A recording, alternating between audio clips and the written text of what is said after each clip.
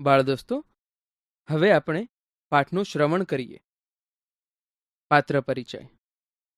અંજન અને કિન્નરી બંને ભાઈ બહેન છે, જેમાં અંજનની ઉંમર 12 વર્ષ અને કિન્નરીની ઉંમર 10 વર્ષ છે. નિખિલ રાય એ અંજન અને કિન્નરીના પિતા છે, જેમની ઉંમર 35 વર્ષ છે. સુરેન્દ્રનાથ એ દાક્તર છે, જેમની ઉંમર 30 વર્ષ છે.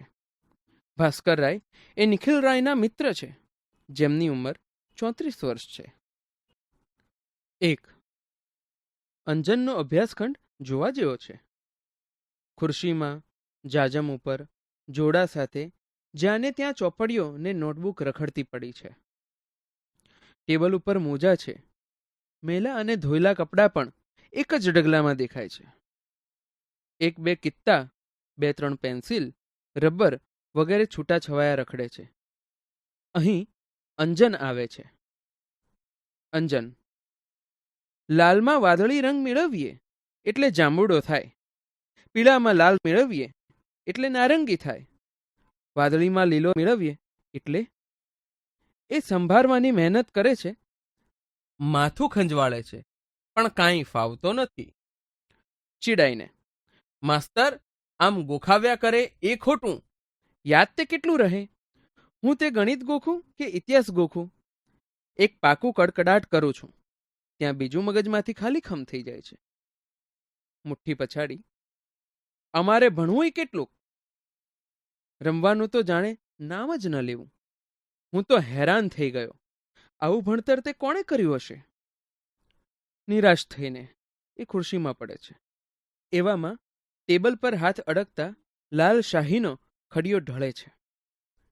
અંજન બ્લોટિંગ વડે ડાઘા સાફ કરે છે. એથી એના આંગળા ખરડાય છે. બ્લોટિંગ પરના ડાઘ સામે જોઈ, આ બરાબર ઉપાય છે. એકવાર આ લાલ ડાઘમાં ભૂરી શાહી ભેળવું એટલે પછી કોઈ દાડો નહીં ભૂલાય કે લાલ રંગમાં વાદળી રંગ ભેળવ્યાથી કયો રંગ ઉત્પન્ન થાય છે. એ વાદળી શાહીનો ખડિયો બ્લોટિંગ ઉપર ઊંધો વાળે છે. એને ખબર નથી રહેતી કે એથી એના હાથ તો શું પણ કપડાં પણ સારી પેઠે ખરડાય છે. ઉત્સાહથી: બરાબર જાંબુડો! જાંબુડો! એ કૂદકા મારવા માંડે છે. ફિકરથી: પણ પીળા રંગનું શું થશે? એ વિચારવા લાગે છે. એટલામાં એની નાની બહેન કિન્નરી પ્રવેશ કરે છે. કિન્નરી: ભાઈ ભાઈ, 17 + 7 કેટલા આયા 100? અંજન ડાઘા સંતાડતો: પણ હું વાંચું છું, ત્યારે કેમ આવી? જા, નથી કહેતો. કિન્નરી: તું તો હમણાં કૂદકો મારતો હતો. અંજન: તેમાં તારું શું ગયું? જા, તું તારું કામ કર. કિન્નરી: પણ. અંજન: કે કૂદકા મારવા દઉં? અંજન ગુસ્સે થઈ: ગરબડ નહીં. જા, હું કૂદીશ ખરો, પણ તને તો કાંઈ નહીં કહું. અંજન ખરેખર ફરી કૂદવા લાગે છે. કિન્નરી શાહીના ડાઘા જોઈ જાય છે. કિન્નરી તાળી પાડી: બાપુને બોલાવા દે. કપડાં કાળા કર્યા છે તો લગીર ગાલ લાલ કરે. કિન્નરી જવા જાય છે. અંજન તેનો હાથ ઝાલે છે: મને જવા દે. અંજન: કિન્નર, 17 + 7 = 1900. કિન્નરી જતી અટકે છે. અંજનને હાશ થાય છે, પણ ત્યાં તો એમના બાપુ આવે છે. નિખિલ રાય: કેમ રે? શાના ધમ પછાડા ચલાવ્યા છે? અંજન: આ કિન્નુ મને ક્યારની પજવે છે. નિખિલ રાય: કેમ રે કિન્નર? કિન્નરી: મસ્તી તો અંજુ કરે છે, એના હાથ જુઓ, એના કપડાં જુઓ. અંજને આંગળા અને કપડાનો ડાઘ સંતાડવાની મહેનત લીધી હોય છે તે નકામી જાય છે. ડાઘ જોતા નિખિલ રાયનો મિજાજ બગડે છે. એ જોતા કિન્નરી ત્યાંથી સરકી જાય છે. નિખિલ રાય અંજનનું કાન પકડી: અલ્યા, તું તો સુધરવાનો જ નહીં ને? રોજ ને રોજ તારી સામે ફરિયાદ હોવાની. એક દી બારીના કાચ ભાંગે છે તો બીજે દી દવાની બાટલી ફોડે છે.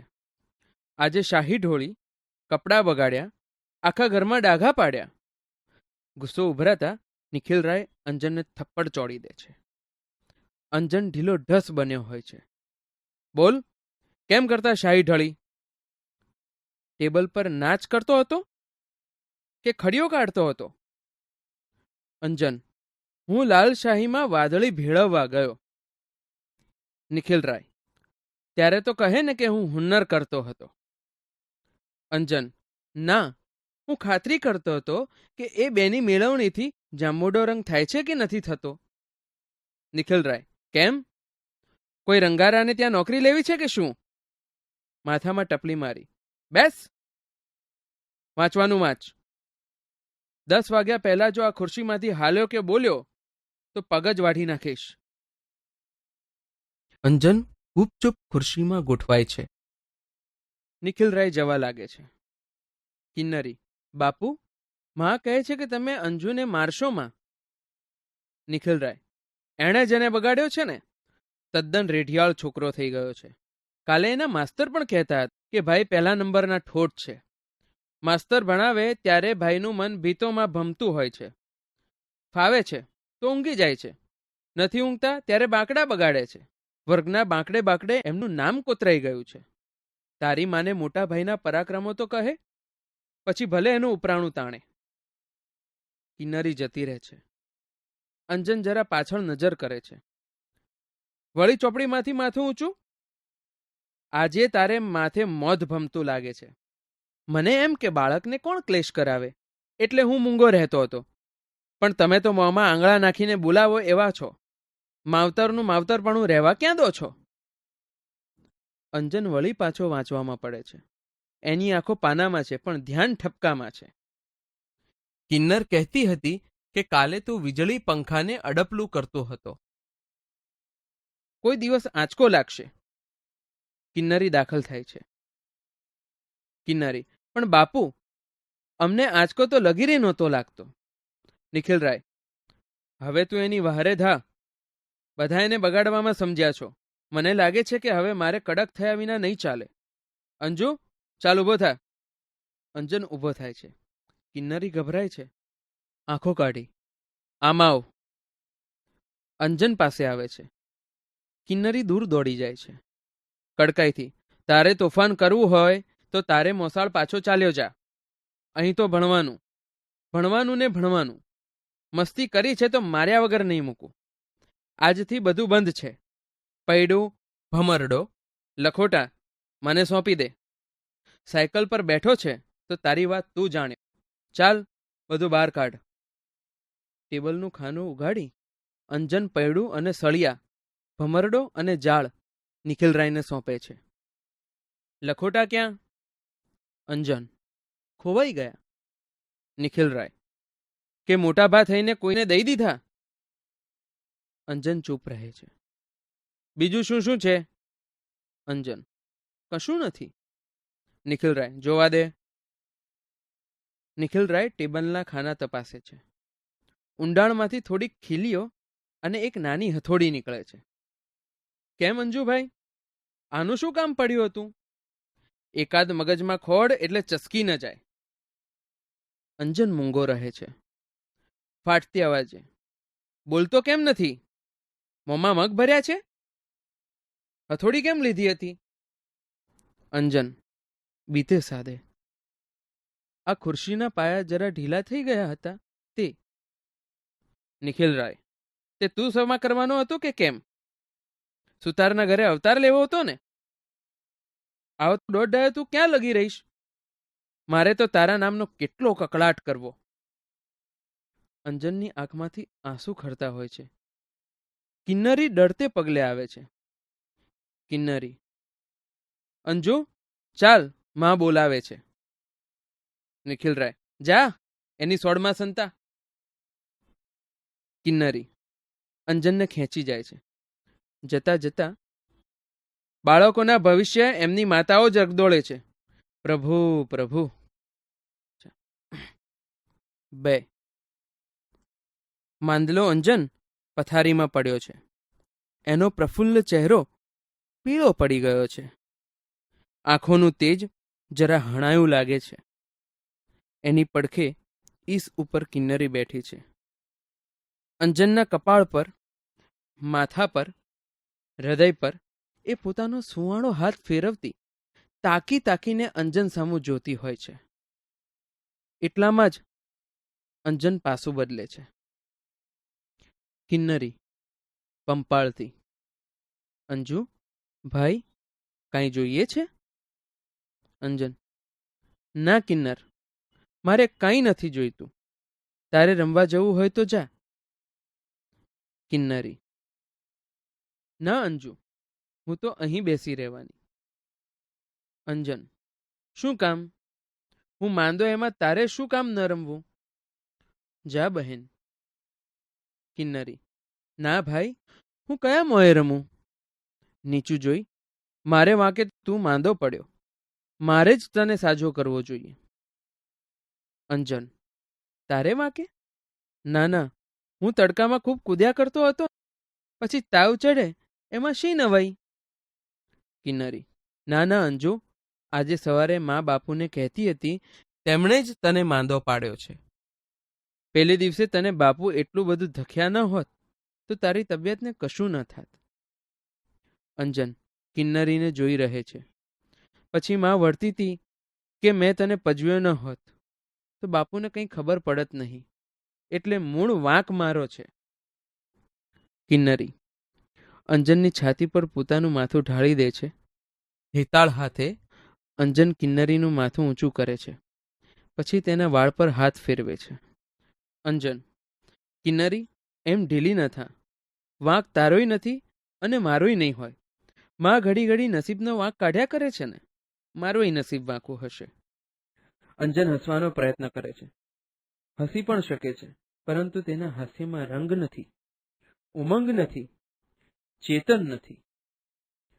કિન્નરી, ભલે ભાઈ, એ જે હોય તે, આપણે બીજી વાતો કરીએ. તારે દવા પીવાનો વખત થયો છે, પી અંજુ. અંજન, જવા દે, મને બહુ કડવી લાગે છે. એ પીવું છું એટલે આંખે અંધારા આવે છે. જવા દે. કિન્નરી, પણ ભાઈ, દવા પીધા વિના તે કંઈ ચાલે? અંજન ઉત્તર નથી આપતો. કિન્નરી વિચારમાં પરોવાય છે.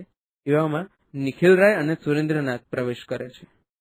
નિખિલરાય, ડાક્ટર સાહેબ, અઠવાડિયામાં તો છોકરો લાશ થઈ ગયો. હવે તો બરાબર થઈ જાય એવું કંઈક કરો. રોજ કેટલો તાવ રહે છે, ક્યારે ચડે ઉતરે છે વગેરે ચિઠ્ઠીમાં લખી મોકલતો, પણ આજે તો ઘરમાંથી હઠ લીધી કે તમને તેડાવવા. મને થયું કે વાત વિચારવા જેવી છે. સુરેન્દ્રનાથ, સારું કર્યું. આવી આળસમાં કોઈ વખત માણસ બાળક ગુમાવી બેસે છે. ઠીક છે કે આને એવું કશું લાગતું નથી, બાકી મામલો બગડી બેસે પછી તો અમારે સુધારવો કેમ? નિખિલરાય મનમાં ચીડાય છે, પણ શું કરે? સાહેબ, છોકરો દવા બરાબર પીએ છે કે? નિખિલરાય શીશી સામે જુએ છે. કિન્નરી તે જ પળે દવા કાઢી અંજનને આપે છે. અંજન એ ગટગટાવી જાય છે. મોં ન બગડે તેને માટે ઘણો પ્રયત્ન કરે છે, તોય લગીર એમ થઈ જાય છે. હાથ પહોળા કરી, લ્યો, દવા પીવી નહીં ને તબિયત સુધારવી, એ તે કદી બનતું હશે? હરી ભજ્યા વિના વૈકુંઠ મળતું હશે? નિખિલરાય, ડાક્ટર સાહેબ, હવેથી હું ધ્યાન રાખીશ. અંજુ, સાંભળ્યું ને? દવા વખતસર પીવાની છે, અને કિન્નર, સાંભળ્યું કે? દવા નિયમસર પાવાની છે. કિન્નરી, હો બાપુ. સુરેન્દ્રનાથ, તો ચાલો હું લખી આપું. નિખિલરાય અને સુરેન્દ્રનાથ પાછા ફરે છે. કિન્નરી, અંજુ, ડાક્ટર સાહેબે તો તારી નાડી ન તપાસી. અંજન, સારું થયું, હવે હું દવા ઢોળી નાખવાનો છું. કિન્નરી, અરે, એવું તો થાય? એટલામાં અંદરથી અવાજ આવે છે. અવાજ, કિન્નર, અહીં આવતો. કિન્નરી, આ આવી માં. અંજન, જા, માં શું કહે છે? તું અહીં બેસી રહે છે અને એને તો કાંઈ મદદ કરતી જ નથી. કિન્નરી જલ્દી જાય છે. અંજન ધીમેથી પથારીમાં બેઠો થાય છે. કંકાસથી, હું હસતો નથી એટલે માં રડ્યા કરે છે. હું બોલતો નથી એટલે બહેન ગમગીન બને છે. પણ હું શું કરું? મારો આનંદ મરી ગયો છે, જાણે જીવન જ જતું રહ્યું. હસતી હસતી કિન્નરી આવે છે. કિન્નરી, ભાઈ ભાઈ, ભાસ્કર કાકા આવ્યા. અંજન હસતી, હે, એ? ચાલ, ક્યાં બેઠા છે? કિન્નરી: હમણાં અહીંયા આવશે. માં તેમને તારી જ વાત કરતી હતી. અંજનના હોઠ પર હાસ્ય ફરકે છે. અને એમની પેટીમાં તો શાશા રમકડા લાવ્યા છે, જાણે રાત ને દિવસ રમ્યા જ કરીએ. આ સાંભળતા અંજનનો ચહેરો ઉતરી જાય છે. કિન્નરીને તેનું કારણ નથી સમજાતું. પાછળથી નિખિલરાય અને ભાસ્કરરાય આવે છે, પણ ભાઈ બહેનને તેની ખબર ન પડે એમ એઓ છાના માના ઊભા રહે છે. અંજન: ભાસ્કર કાકા ભલે આવ્યા, ભલે રમકડા લાવ્યા, પણ એમને ક્યાં ખબર છે કે બાપુએ એની બંધી કરી છે? કિન્નરી હસતી જતી: તું જોજે તો ખરો, એઓ બાપુને કહી દેવાના છે કે આપણને કદી વઢે નહીં. મારે નહીં, પણ બસ રમવા જ દે. હું અહીં આવી ત્યારે એઓ માને એમ જ કહેતા હતા. અંજન: આ તું રાખો એ. તું સાચું કહે છે કિન્નર? અરે તો બીજું જોઈતું તું શું? ઉલ્લાસભર્યો અંજન કિન્નરીને બાજી પડે છે. તેઓની નજરે પડે એ પહેલા ભાસ્કરરાય નિખિલરાયને લઈ ચાલ્યા જાય છે. 3. નિખિલરાય અને ભાસ્કરરાય સુશોભિત એવા દિવાનખાનામાં આવે છે. નિખિલરાય આરામ ખુરશીમાં અદ્ધર બેસે છે. ભાસ્કરરાય ઝૂલતી ખુરશીમાં હીંચે છે. ભાસ્કરરાય: જોયું ને નિખિલભાઈ, એટલી વારમાં અંજન કેટલો ખુશ મિજાજમાં આવી ગયો. એને તમારી બીકનો તાવ આવતો હશે. પહેલા તો નિખિલરાય ભાસ્કરરાય સામે જોઈ રહે છે, પણ પછી બચાવ તરીકેનું બહાનું કાઢે છે. નિખિલરાય: ભાસ્કરભાઈ, તમે મને ખોટો દોષ દો છો. અંજુના લક્ષણ તમે જાણતા નથી. મહિના દાડા પહેલા એ કોલસાનો એક મોટો કકડો લઈ એનો ભૂક્કો કરતો હતો. ભાસ્કરરાય: શા વાસ્તે? નિખિલરાય: મેં પૂછ્યું ત્યારે કહે કોલસામાંથી સાકર બને છે. એવું તેણે વાંચ્યું છે, એટલે એમાંથી સાકર શોધતો હતો. આવું એકવાર નથી બન્યું. નિત્ય નવા હુન્નર. કેટલા કહું, મારે તે ક્યાં સુધી આંખ આડા કાન કરવા? હવામાં હાથ મીંજી એમાં ભણવાનું તો નામ જ ન મળે, અને નકામાં થોથા ચડે તો એની પાછળ ઉજાગરા કરે. ભાસ્કરરાય: ભાઈ, તમારી ભૂલ થાય છે. ભણવાની ચોપડીઓ મોઢે કરનારાઓએ પણ એમનું કેટલું દળદર ફીટાડ્યું. એવાય ચોટે ચોટે રઝળે છે. આપણા વર્ગમાં કાયમ પહેલા 5ની અંદર નામ રાખનાર રાજા રામને મહિને માંડ 35 રૂપરડી મળે છે. પેલા છેલ્લે બાંકડે પડી રહેનાર રામલાલે લોખંડના ધંધામાં બંગલો બંધાવ્યો છે. બધું આપણી આંખ આગળ છે.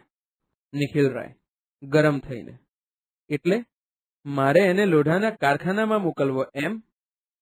ભાસ્કરરાય હસી: ગુસ્સે ન થશો, પણ હું માનું છું કે અંજનમાં બુદ્ધિ છે, શક્તિ છે. એટલે હું માનું છું કે તમે એને રૂંધી ન નાખો, એને સાચા માર્ગે વળવા દો. અંજનનું જીવન જ્યાં હણાય નહીં પણ પ્રફુલ્લે ત્યાં તેને જવા દો. એ કોલસામાંથી સાકર શોધનારો કોઈક દિવસ જગને નવું અજવાળું આપશે. નિખિલરાય પર આની અસર થઈ જણાય છે, કારણ કે એઓ તદ્દન મૌન જાળવે છે. ભાસ્કરરાયને આથી સંતોષ ઉપજે છે. ખુરશીમાંથી ઊભા થઈ એઓ બહારણે પહોંચે છે. બૂમ મારી: અંજુ, કિન્નર, અહીં આવો. કિન્નરી આવી પહોંચે છે. કિન્નરી: શું કહ્યું કાકા? ભાસ્કરરાય: અંજન ક્યાં? અંજન આવે છે. કિન્નરી ભારથી: આ આવ્યો. ભાસ્કરરાય ધીરેથી: જાઓ, લતા ભાભીને કહો કે તમને રમકડા વહેંચી આપે. કિન્નરી ઉપડી જાય છે. અંજનની આંખો નિખિલરાય ભણી હોય છે, જાણી જવાની રજા ન માંગતો હોય. નિખિલરાય શાંતિથી: જા. ઉમંગથી ઉછળતા પગલે અંજન કિન્નરીને પકડી પાડે છે. ભાસ્કરરાય એ બતાવતા: જોયું? નિખિલરાય આડું જોઈ જાય છે. ભાસ્કરરાય પડખે પડેલું છાપું ઉઘાડે છે. અંદરથી આવતો અંજન અને કિન્નરીનો મીઠો કિલકિલાટ બંનેના કાને અથડાય છે.